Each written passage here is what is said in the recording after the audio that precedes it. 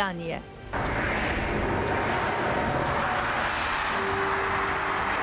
Со спектакуларни огномети и масовни прослави, светот ја дочека новата 2020 година. Славењето со петарди може да заврши и трагично.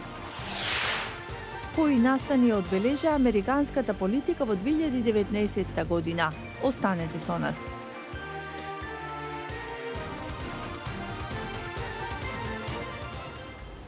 Срекна нова 2020. Ова е News Flash на Гласот на Америка. Јас сум Анета Шијакова.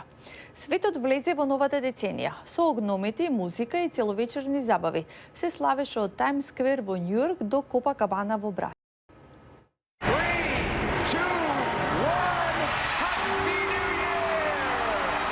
Огромен број славеници се собраа на прославите, вклучувајќи го и традиционалниот масовен собир на Таймс Сквер во Њујорк. Неколку милиони луѓе се собраа во Рио де Жанеиро на масовна прослава со огномет и музика на познатата плажа Копакабана во Бразил. Франција ја дочека новата година со огномет во Париз. Москва го означи почетокот на годината со огномет и вештачки снег. 10-минутен огномет ги воодушеви славениците во Дубај, а бројни огномети го осветлија небото над Азија и Пацификот, вклучувајќи го и спектакуларниот огномет во Сиднеј. Но не секаде има празнична атмосфера. И по вториот ден од протестите пред американската амбасада во Багдад во Ирак, атмосферата е тензична. Безбедносните сили во амбасадата на САД употребија солзавет за да ги растираат демонстрантите, предводени од проиранската паравојска. Министерството за одбрана на САД реагираше на инцидентот со испраќање дополнителни 750 војници на Блискиот Исток, при што повеќе ќе бидат подготвени ако се зголеми нивото на закана против американскиот персонал и објектите. Председателот на САД Доналд Трамп посочи дека ќе го смета Иран за одговорен за било каква штета нанесена на американските објекти. А славењето на празниците со петарди може да заврши и фатално. Статистиките покажуваат дека најчести жртви се помладите лица. Мики Трајковски има повеќе на оваа тема. Учениците од основното училиште Свети Климент Охридски од Охрид учеа за последиците од користењето на пиротехнички средства и како да се заштитат од нив.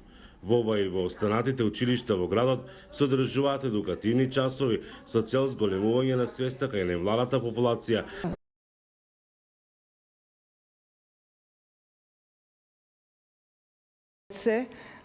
И да зна да се сочуваат себе си и други околу себе. Презентираме се она што носи, да речам, последици од употребата на петардите, на пиротехничките средства. Учениците велат дека знаат за можните последици и опасноста која доаѓа од употребата на петарди. Знам некој што си има повредено,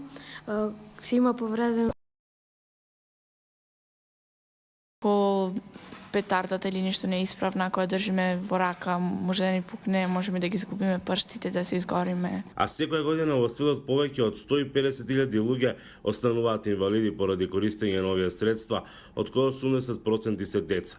Од полицијата во Охрид велат дека многуте активности на превентивен и репресивен план и кампањата Биди звезда, не фрлај петарди давале резултати. Пред околу 10 години ние како полиција пронаоѓавме до 100.000 парчиња нелегална пиротехника на подрачјето на СВР Охрид. Веќе можеме да се пофалиме дека во овој период полициските службеници на терен немаат пронајдено нелегална пиротехника. Но во Тетово, Гостевар и Скопје од МВР велат дека досега пронашли и одзеле околу 23.000 најразновидни пиротехнички средства. 2 лица биле лишени од слобода и против нив биле поднесени соодветни поднесоци. Од Охрид за Гласот на Америка, Мики Трајковски. Во 2019 година во Американскиот конгрес поларизираната политика ја одбележа годината која измина. Керолин Пресути прави пресек на настаните во американската политика. Еве како започна годината или подобро како таа застана за Конгресот. Затворањето на владата траеше 35 дена, што ги шокираше новите законодавци кои добија брз курс за политиката на Вашингтон. Немаше загревање. Пристигнавме на 3 јануари, дадовме заклетва и за неколку часови гласавме за закон да биде отворена владата. Но владата остана затворена во јануари, одлагајќи го обраќањето на председателот пред нацијата до февруари. We can bridge all divisions. Можеме да изградиме мостови, да ги излекуваме раните, да градиме нови коалиции.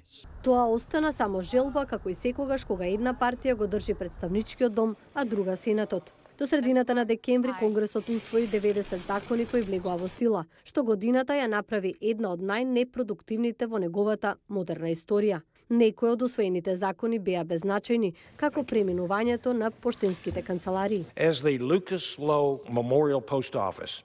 Стивен Билет од Универзитетот Џорџ Вашингтон вели: Конгресот е слика на државата и разликите меѓу гласачите. Сите очи беа свртени кон следните избори. И како врв на тоа дојде импичментот. Председателот не смее да биде диктатор во САД. На изненадување на многумина, представничкиот дом потоа го усвои договорот за трговија, што председателот го склучи со Мексико и Канада. Тој се уште е председател и ако сакате да ја движите напред легислативата, мора да работите со председателот. Сепак буџетот предвиде финансирање на истражување за контрола на оружјето, плати за дел од изградбата на пограничниот зид и ја крена границата за купување тутунски производи на 21 година. На меѓународен план 2019-та вида закони што промовираат човекови права и самоопределување за Хонг-Конг. Благодарни сме што председателот го потпиша тој закон. Напорите за забрана на продажба на воена опрема на Саудиска Арабија, Обединетите Арапски Емирати, Англија, Франција, Шпанија и Италија беа пречекани со вето од председателот, исто како и напорот за крај на инволвираноста на САД во воената кампања на Саудиска Арабија во Јемен. Експертите не очекуваат продуктивност на Конгресот после јануари, затоа што Вашингтон се фокусира на изборите 2020-та.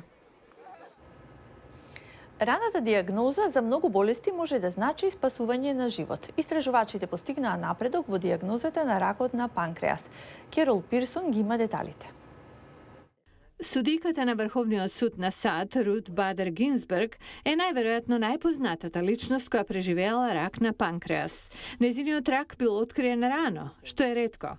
Хемотерапијата е еден од начините за третирање на овој вид рак, но само 9% од диагностицираните се живи 5 години подоцна. Локацијата на панкреасот го отежнува откривањето на ракот. Панкреасот е на задниот дел од абдоменот, покриене со стомакот и црниот дроб, така што канцерогените тумори или цисти не можат да се видат или почувствуваат. Има уште една работа. Ракот не продуцира никакви симптоми во рана фаза. Патриша Бейди имала болки во стомакот и со сонограм лекарот нашол циста. Ми кажа дека има циста и дека е предканцерогена. Лекарите можат да ја третираат течноста од внатрешноста на цистата, но тешко е да се каже дали ќе се претвори во рак. Доктор Сомашекар Кришна е од медицинскиот центар Векснер на Универзитетот на Охајо. Тој предведел студија за нов метод на диагностицирање, виртуелна биопсија, што се покажала прилично точна. Веродостојноста на нашето диагностицирање на циста е 96 до 97%. Процедурата инволвира малечок микроскоп што дава можност лекарите да видат внатре во цистата. Сликата што доаѓа од зидот на цистата во реално време помага да направиме диагноза. Со оваа нова алатка лекарите може да спасат многу животи, но засега цисти и тумори на панкреасот се откриваат со снимки нарачани за нешто друго. Овие тестови се скапи и не можат да се прават рутински. Затоа за повеќето луѓе диагностицирани со рак на панкреасот ова не е опција. Кришна вели дека најлогичен пат за рано диагностицирање на рак на панкреасот е со крвната слика. Истражувачите работат на еден таков тест, но уште не се подготвени да го представат. Во меѓувреме, Бейти е без рак заради тоа што новото диагностичко средство ја нашло незината циста пред да стане малигна. За крај уште еднаш ви посакувам среќни празници. Јас сум Анета Шијакова од студиото во Вашингтон. Гледајте не утре во истото време. Довидување.